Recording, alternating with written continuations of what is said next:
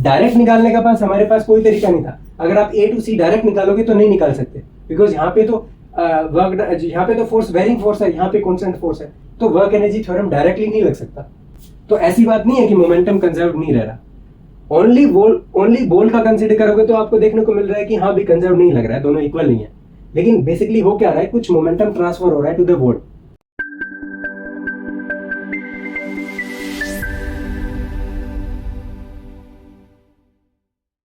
अब हम डिस्कस करते हैं आपका नेक्स्ट एक्सरसाइज, जो कि एक्सरसाइज 6.13। और ये जो एक्सरसाइज है ये अभी तक की काफी इंपॉर्टेंट एक्सरसाइज होने वाली है, जितनी एक्सरसाइज हमने अभी तक देखी है, राइट। इसमें बोला गया कि एक rain drop of radius 2 mm।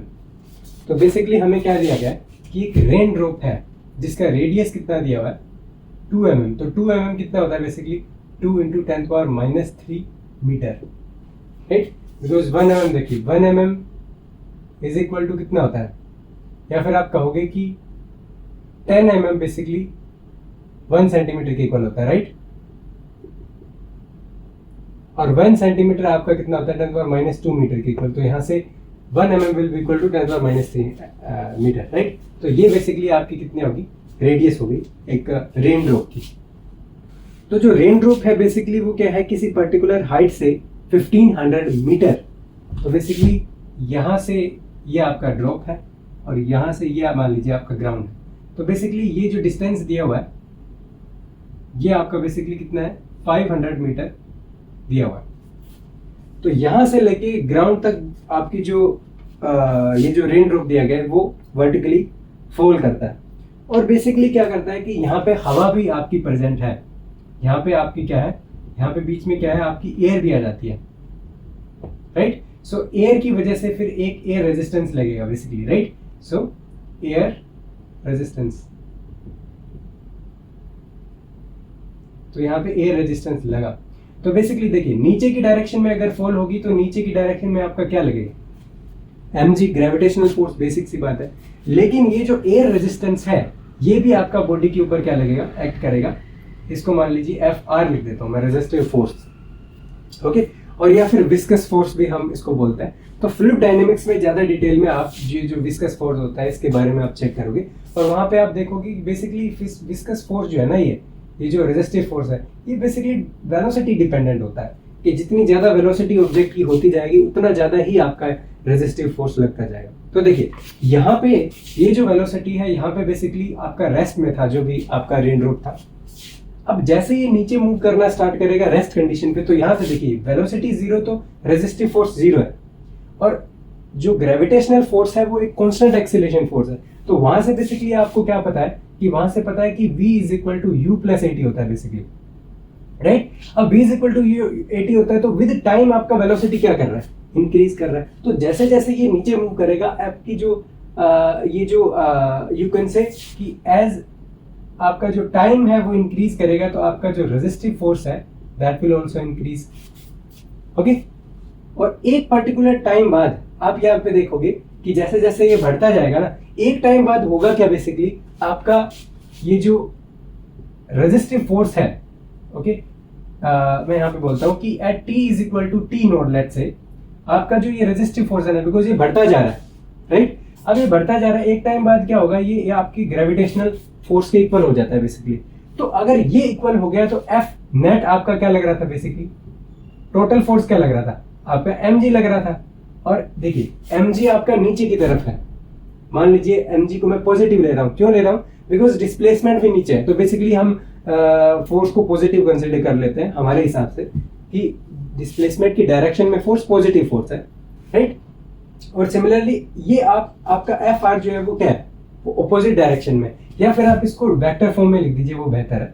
तो ये आपका F ग्रेविटेशनल फोर्स हो गया वेक्टर फॉर्म में और ये आपका एक F रेजिस्टिव फोर्स हो गया, राइट। तो दोनों अपोजिट डायरेक्शन में आप क्लियरली चेक कर सकते हो, mg नीचे और रेजिस्टिव फोर्स ऊपर की तरफ है। तो F नेट बेसिकली आपका इस कंडीशन में क्या हो जाएगा, 0 हो जाएगा।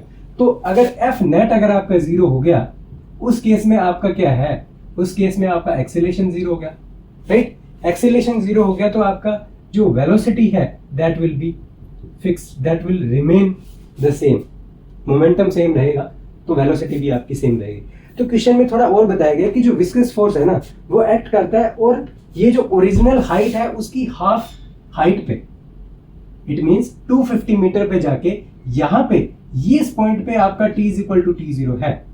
इट मींस यहाँ पे इस पॉइंट के बाद जितने भी पॉइंट्स हैं इन सब पॉइंट पे वेलोसिटी जो आपका रेन ड्रॉप है उसका वेलोसिटी सेम रहने वाला है थ्रू आउट द मोशन।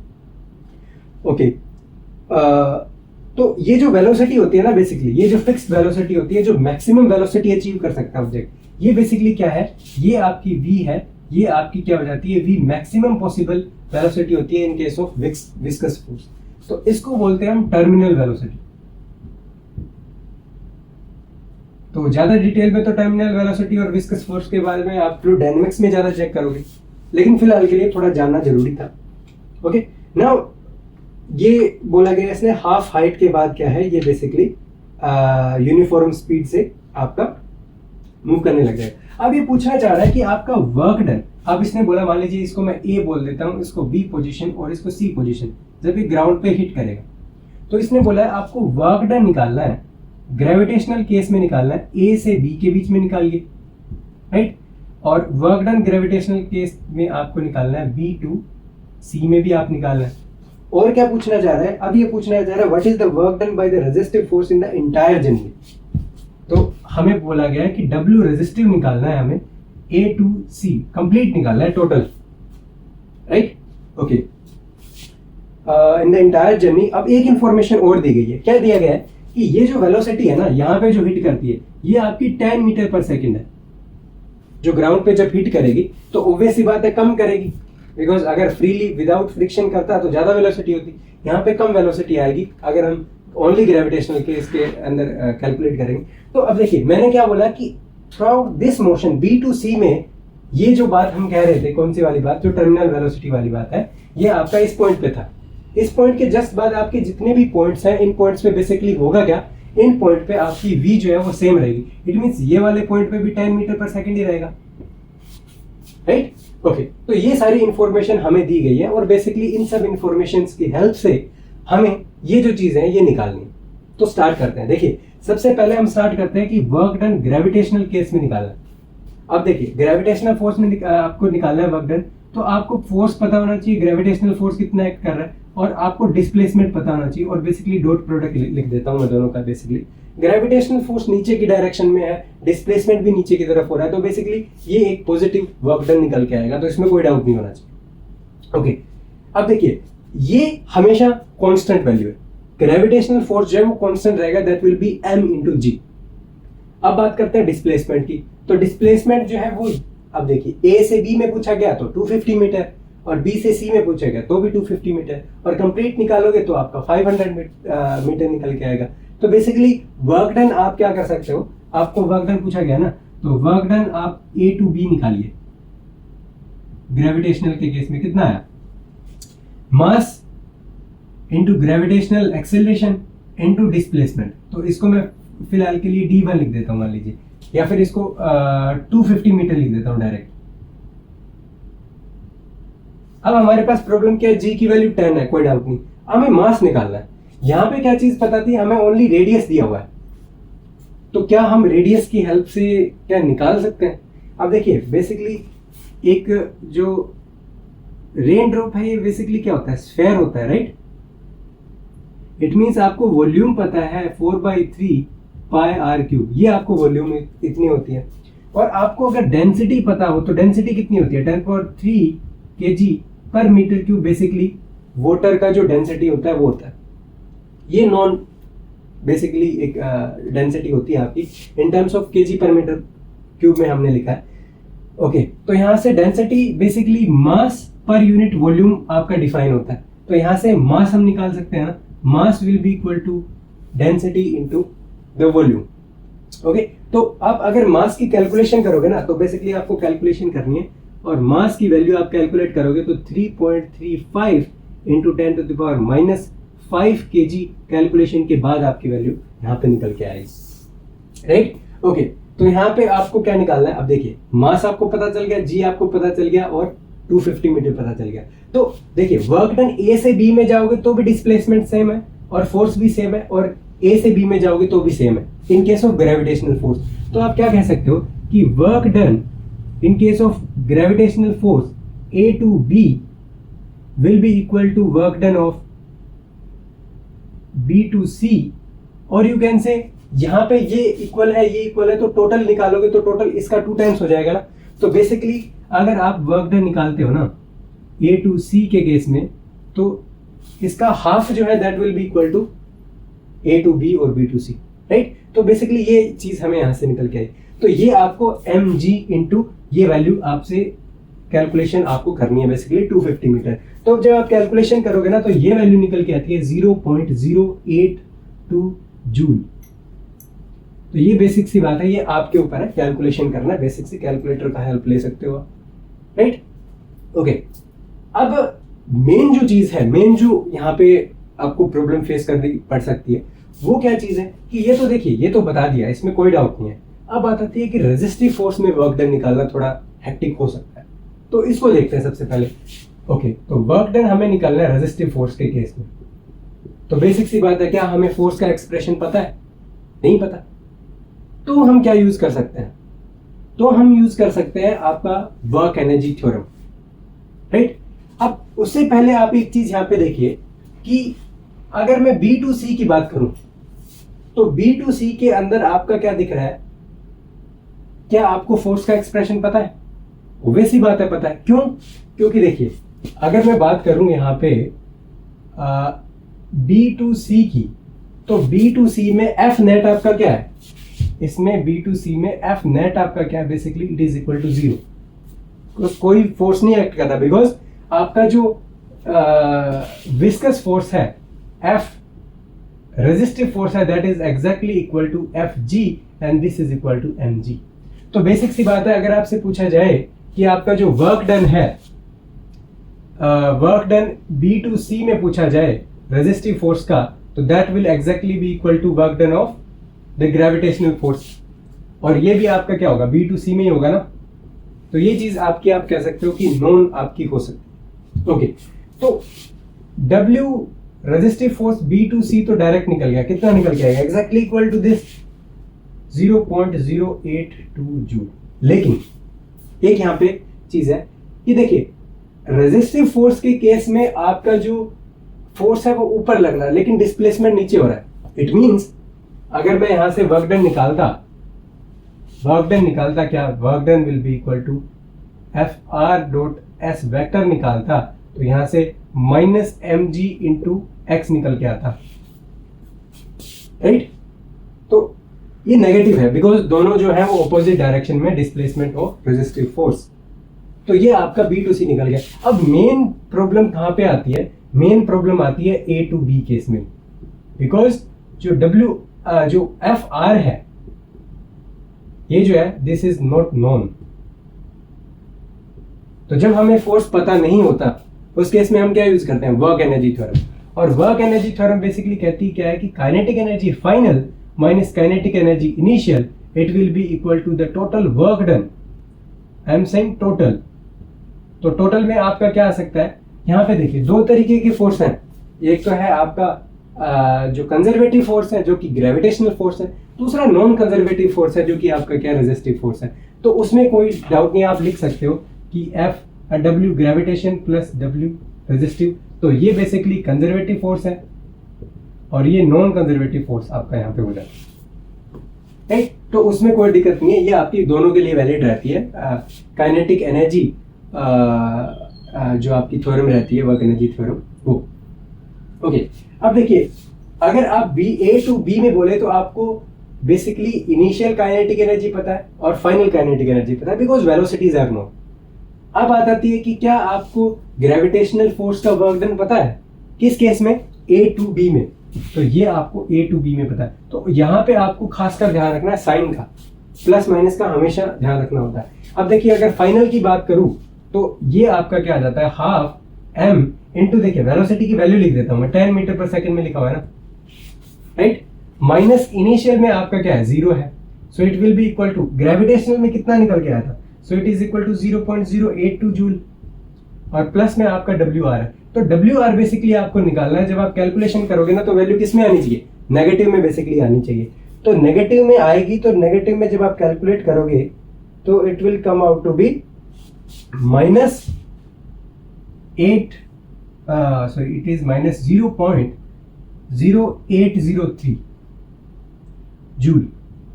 तो ये एनर्जी किसमें है? ये वाली एनर्जी है आपकी B2C में। और अब अगर आप टोटल वर्क डन चेक करोगे तो आपको क्या करना पड़ेगा? बेसिकली दोनों को आपको ऐड करना पड़ेगा, राइट? तो अब आपको क्या करना है? अब आपको वर्क डन निकालना था रेजिस्टिव फोर्स के केस में A to C, कंप्लीट में चेक करना है तो दोनों को ऐड कर दीजिए। डायरेक्ट निकालने का पास हमारे पास कोई तरीका नहीं था। अगर आप A to C डायरेक्ट निकालोगे तो नहीं निकाल सकते, बिकॉज यहाँ पे तो यहाँ पे तो फोर्स बेयरिंग फोर्स है, यहाँ पे कांस्टेंट फोर्स है, तो वर्क एनर्जी थ्योरम डायरेक्टली नहीं लग सकता, राइट? आपको टुकड़ों में लगाना पड़ेगा, एक यहाँ पे और एक यहाँ पे, राइट? ओके, तो अगर आप टोटल करोगे तो ये एक एनर्जी तो ये आ गई और दूसरी वैल्यू जो है वो आपकी ये आ गई। दोनों को ऐड करोगे तो this comes out to be -0.1623 joule. तो काफी इंटरेस्टिंग था, काफी सिंपल था। यहाँ पे आप देख पा रहे हो वर्क डन निकालना इन case of resistive force and in case of gravitational force, right? तो ये काफी one of the interesting problems आपका था। अब हम डिस्कस करते हैं, नेक्स्ट प्रॉब्लम पे मूव करते हैं, जो कि है एक्सरसाइज 6.14। इसमें क्या बोला जा रहा है कि एक मॉलिक्यूल है गैस का और वो एक कंटेनर के अंदर हिट करता है हॉरिजॉन्टली। तो देखिए हॉरिजॉन्टली का मतलब वो ऐसे नहीं जा रहा। हॉरिजॉन्टली मींस वो आपके एक पर्टिकुलर प्लेन में यूं आया और यूं निकल गया। ये क्यों दिया हुआ है? अब देखिए वर्टिकल होता है, यूं मूव करता तो क्या होता? पोटेंशियल एनर्जी इन्वॉल्व होती, राइट? तो आपको पोटेंशियल एनर्जी का इन्वॉल्वमेंट नहीं चाहिए। इट मींस आपको सेम हाइट पे मोशन रखना पड़ेगा। तो जो मोशन है वो कुछ इस तरीके से, ये आपका कंटेनर की बॉल है और यूं हॉरिजॉन्टली आया और यूं हॉरिजॉन्टली चला गया। ऐसे नहीं हो रहा है, it is something like this. Okay, तो अगर मैं इसको ड्रॉ करूं तो मैं इसको थोड़ा अलग तरीके से ड्रॉ करना चाह रहा हूं। मैं इसको थोड़ा, ये पार्टिकल ऐसे आया ऐसे गया, तो आपको कंफ्यूज नहीं होना है। ये ऐसे वर्टिकल नहीं है, I am just tilting the diagram, right? Okay, तो ये आपका कंटेनर का वॉल हो जाता है और बेसिकली ये जो है ये हॉरिजॉन्टली यूं आके यूं मूव करता है। और इसमें क्या डिटेल्स दी हुई है इसकी? ये बोला गया है कि ये जो आपका स्पीड है वो बेसिकली यहाँ पे दिया हुआ है कितना, 200 मीटर पर सेकंड की स्पीड से है। और बेसिकली इसने बोला गया है कि आपका नॉर्मल के साथ ये 30 डिग्री का एंगल बनाता है। तो नॉर्मल अगर बात करें तो ये आपका ये हो जाता है और ये आपका 30 डिग्री हो जाता है और ये रीबाउंस हो जाता है सेम एंगल से। और मोमेंटम भी आपका ये जो वेलोसिटी है वो भी आपकी क्या रहती है, वो भी आपकी 200 मीटर पर सेकंड से ही वो आपका यहाँ पे मूव कर जाता है, राइट? और मास इसने नहीं दिया हुआ पार्टिकल का। आगे क्या बोल रहा है, क्या ये कोलिजन इलास्टिक कोलिजन है या नहीं है, ये बेसिकली हमें यहाँ पे बताना। तो इलास्टिक कोलिजन की प्रॉपर्टी क्या होती है? इलास्टिक कोलिजन में क्या चीज देखी? एक तो मोमेंटम आपका कांस्टेंट रहता है या फिर कंजर्व रहता है। Similarly kinetic energy plus potential energy, जिसको हम मैकेनिकल एनर्जी बोलते हैं, वो आपकी कांस्टेंट रहती है। तो बेसिकली यहाँ पे पोटेंशियल एनर्जी तो इन्वॉल्व है ही नहीं, तो बेसिकली यहाँ पे आ जाएगा काइनेटिक एनर्जी आपकी क्या रहनी चाहिए, कांस्टेंट एनर्जी। तो सबसे पहले यहाँ पे चेक करते हैं कि क्या आपका काइनेटिक एनर्जी कंजर्व्ड है कि नहीं है। If it is conserved then it is an elastic collision, right? Okay, तो यहाँ पे देखिए जब भी कोलिजन होगा तो बेसिकली कंटेनर जो है उसके ऊपर अगर आप मॉलिक्यूल को कोलाइड करोगे तो बेसिकली एक पर्टिकुलर मोमेंट के लिए आपका ये जो कंटेनर का जो वॉल है वो हल्का सा मूव जरूर करता है, वाइब्रेट करता है, आप ये कह सकते हो। लेकिन ऑब्वियसली जब स्ट्राइक करेगा तो हल्का सा मोशन जरूर होता है उसके अंदर। तो देखिए ये जो है ये हल्का सा मूव तो करेगा, किसी वेलोसिटी से करेगा, v मान लीजिए, v प्राइम मैं इसको बोल देता हूँ। लेकिन v प्राइम जो है वो बेसिकली क्या होती है, कंपेरेबल टू 0 होती है, नेग्लिजिबल चेंज आएगा वेलोसिटी में, राइट? ओके, तो बेसिकली वो वाइब्रेट करके सेम उसी पोजीशन में आएगा, लेकिन ड्यूरिंग कोलिजन हल्का सा उसमें मूवमेंट जरूर आपको देखने को मिलेगा, लेकिन वो काफी स्मॉल है compare to this particle, because इसका मास जो है ना वो काफी हैवी आपके कंटेनर की वॉल्स है compare to the particle. Okay, अब देखिए ये जो है ये काइनेटिक एनर्जी इसकी नेग्लिजिबल है, इट मींस वॉल्स की काइनेटिक एनर्जी इज नेग्लिजिबल। तो टोटल सिस्टम का काइनेटिक एनर्जी अगर आप निकालोगे तो कैसे निकालोगे? बॉल का काइनेटिक एनर्जी इनिशियली प्लस आपका जो बॉल है उसका काइनेटिक एनर्जी इनिशियली, और फाइनली आप चेक करोगे तो बॉल और बॉल दोनों का चेक करना पड़ेगा, राइट? तो देखिए इसका तो नेग्लिजिबल है तो उसको कंसिडर करना भी सही नहीं है। तो यहां से आप चेक क्या कर पा रहे हो कि काइनेटिक एनर्जी इनिशियल वो आपकी काइनेटिक एनर्जी फाइनल के इक्वल है, बिकॉज यहाँ पे वेलोसिटी जो है वो सेम आ रही है, 200 मीटर पर सेकंड यहाँ है, 200 मीटर पर सेकंड यहाँ है, और ये नेग्लिजिबल है। That's why we can say that this is kinetic energy constant. तो बेसिकली यहाँ से तो डायरेक्टली पता चल गया हमें क्या कि दिस इज इलास्टिक कोलिजन, और you can say this is approximately this is approx, because हमने कंसिडर क्या किया यहाँ पे कि आपकी कंटेनर की जो वॉल है वो नेग्लिजिबली मूव कर रही, तो एक तरीके से अप्रोक्सी एक यहाँ पे हो गया, लेकिन approximately this collision is elastic. अब यहाँ पे बात करते हैं मोमेंटम की। तो देखिए मोमेंटम यहाँ पे पहले पार्टिकल यू मूव कर रहा था, फिर इसने डायरेक्शन ऐसे चेंज कर ली, तो एज ए 2D प्रॉब्लम आप इसको कंसिडर कर सकते हो। तो मान लीजिए ये मैं आई कैप दिखा रहा हूँ और ये मैं जे कैप यहाँ पे दिखा रहा हूँ, तो एज ए वेक्टर फॉर्म में आप लिख सकते हो। तो मोमेंटम इनिशियली अगर आप लिखते हो तो मास इसका m है मान लीजिए। इनिशियली अगर आप यहाँ पे लिखोगे तो देखिए x एक्सिस में पॉजिटिव में this is v cos of theta, right? So this is v cos of 30 degree and this is in I cap. Now if you consider this is moving in this direction, so this component is sine, so this is in negative direction, तो minus v sin 30 degree and this is j cap. Similarly अगर आप final momentum लिखोगे तो that will be m, और यहाँ पे देखिए ये अगर इस डायरेक्शन में है तो x component this is cos, but this is now negative, so this v cos 30 degree I cap minus, or okay, so this now you can say this is minus v sin 30 degree j cap। तो ये momentum किसका आ गया? आपके किसका आ गया? Ball का momentum आ गया, और ये आपका इनिशियल है, ये फाइनल है। तो बेसिकली कोई भी कोलिजन हो आपका मोमेंटम हमेशा कंजर्व रहता है, भले इलास्टिक कोलिजन हो या इनइलास्टिक कोलिजन हो। अब यहाँ पे देखिए ये इनिशियल आपका मोमेंटम है, ये फाइनल मोमेंटम है, ये दोनों क्या होने चाहिए थे? इक्वल होने चाहिए थे। लेकिन आप यहाँ पे देख क्या पा रहे हो कि एक आपका y एक्सिस का कंपोनेंट तो मैच कर रहा है, लेकिन ये वाला मैच नहीं कर रहा है। इसका मतलब क्या हुआ कि क्या मोमेंटम कंजर्व नहीं है? नहीं, ऐसा नहीं होता। जब आप इस पे स्ट्राइक करोगे तो देखिए ये जो बॉल है ये इसके ऊपर इंपल्स लगाएगा बॉल के ऊपर, और किस डायरेक्शन में लगाएगा? इस डायरेक्शन में लगाएगा। तो बेसिकली एज ए फोर्स आप उसको कंसिडर कर सकते हो। तो इस डायरेक्शन में नॉन जीरो फोर्स है, that's why you will not see momentum conservation in X direction, because वहां पे एक इंपल्स लग रहा है ड्यू टू द बॉल। लेकिन वाई डायरेक्शन में कोई भी फोर्स नहीं है, दैट्स व्हाई आपका मोमेंटम वाई डायरेक्शन का कंजर्व रह रहा है। अब बात करें दूसरे तरीके से, अगर मोमेंटम कंजर्वेशन हमेशा वैलिड करवाना हो इन केस ऑफ कोलिजन, तो जैसा कि मैंने बोला कि आपका वॉल जो है वो स्टेशनरी नहीं है, वो थोड़ा सा मूव करेगा। अब बिकॉज आपका मूव करा हल्का सा, तो ये तो था वॉल का और ये आपका क्या है? बॉल का है, तो इसको मैं बी लिख देता हूं।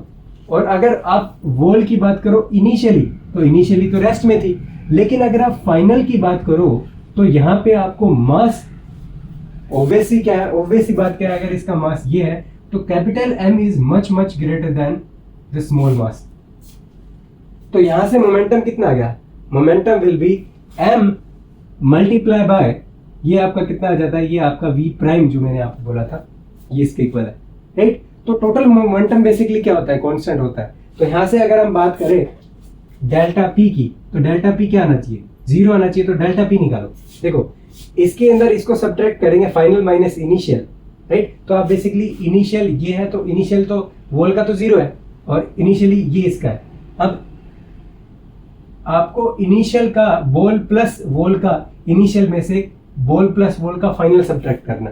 तो बेसिकली इसको सब्ट्रैक्ट करेंगे तो यहाँ पे कितना निकल गया? Final minus initial, so this will be -2v cos 30 डिग्री, और this is in i cap direction.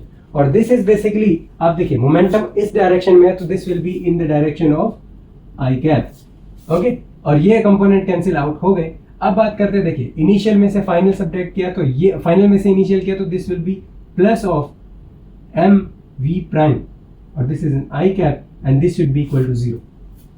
तो ये बेसिक सी डेफिनेशन है। तो यहाँ से आपको देखने को मिला कि आपका वेलोसिटी भी निकाल सकते हो कि किस वेलोसिटी से कंटेनर मूव किया बेसिकली। तो यहाँ से ये किसके इक्वल हो जाती है आपकी, ये हो जाता है आपका, this is nothing but mv prime is equal to 2v cos 30 degree, right. तो ऐसी बात नहीं है कि मोमेंटम कंजर्व नहीं रह रहा, ओनली बॉल का कंसिडर करोगे तो आपको देखने को मिल रहा है कि हाँ भी कंजर्व नहीं लग रहा है, दोनों इक्वल नहीं है। लेकिन बेसिकली हो क्या रहा है, कुछ मोमेंटम ट्रांसफर हो रहा है टू द बॉल, तो वो जो है वो इतना है। तो ये जो मोमेंटम है ये काफी ज्यादा अमाउंट में है, बिकॉज देखिए वेलोसिटी कम है लेकिन मास तो ज्यादा है, तो ऑब्वियसली एक significant amount of momentum ball के अंदर ट्रांसफर होने वाला है। तो बेसिकली टोटल मोमेंटम हमेशा कंजर्व रहना, that's why we applied the all formulas, we just need to check delta P to be 0। तो वही हमने यहाँ पे किया है, और यहाँ पे हमको देखने को मिला कि जो आपका मोमेंटम है वॉल को ट्रांसफर करा हुआ, that is equal to the momentum change of the ball. Okay, तो यहाँ पे काफी इंटरेस्टिंग आपकी प्रॉब्लम थी जहाँ पे वॉल और बॉल का जो कोलिजन है वो आपका एक इलास्टिक कोलिजन बेसिकली यहाँ पे देखने को यहाँ पे मिल रहा है, अप्रोक्सीमेटली आप कह पा रहे हो। ओके, बिकॉज वी प्राइम आपका नेग्लिजिबल है, that's why the kinetic energy is conserved in this case. Otherwise आपका जो कंजर्वेशन है वो यहाँ पे काइनेटिक एनर्जी वाला वैलिड नहीं रहता अगर वेलोसिटी की वैल्यू क्या रहती, ज्यादा रहती, राइट। सो आई होप कि आपको काफी इंटरेस्टिंग लगी होगी ये वीडियो। बेसिकली ये जो प्रॉब्लम है जहाँ पे हमने रेजिस्टिव फोर्स के अंदर कितना वर्क डन निकलता है बेसिकली वो हमने कैलकुलेट किया, जो कि always it is interesting when we use the kinetic energy or you can say work energy theorem in terms of kinetic energy where you can apply or you can say this equation is valid for the conservative as well as non-conservative forces। तो ये इसके बारे में काफ़ी interesting चीज़ आती है कि non conservative forces के लिए भी वर्क डन आप यहाँ से कैलकुलेट कर सकते हो easily, even if you don't know the expression of the particular force, right. और यहाँ से तो बेसिक सी बात है, इलास्टिक इन इलास्टिक कोलिजन बताना था, तो बेसिकली काइनेटिक एनर्जी कंजर्व्ड है तो इलास्टिक कोलिजन है, वही हमको यहाँ पे देखने को मिल रहा है, right. So thank you all for watching and we will meet in the next video. Thank you.